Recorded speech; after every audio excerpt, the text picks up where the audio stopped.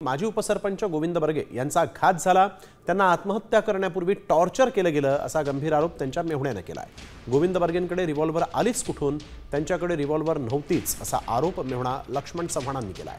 या प्रकरणी कसून चौकशी करा अशी मागणीही त्यांनी केली आहे।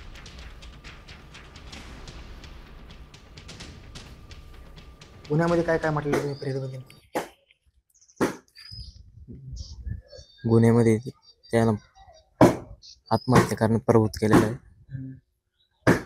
त्याला टॉर्चर करून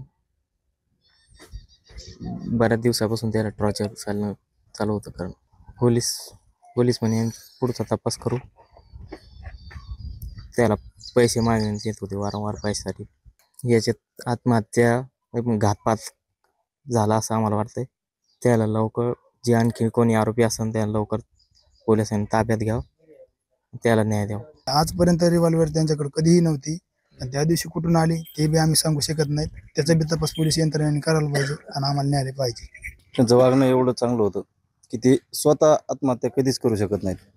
त्यांना ते टॉर्चर करूनच हे केलेलं आहे। म्हणजे त्यांचा असा स्वभाव नव्हताच, कोणाला वेडवाकडं बोलणं हे करणं कधीच नव्हतं। त्यांना ते टॉर्चर करूनच त्यांनी हे केलं।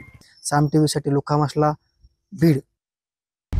आता isakal.com आहे देशातील नंबर 1 ची मराठी न्यूज वेबसाईट। प्रत्येक अपडेटसाठी isakal.com ला नक्की भेट द्या।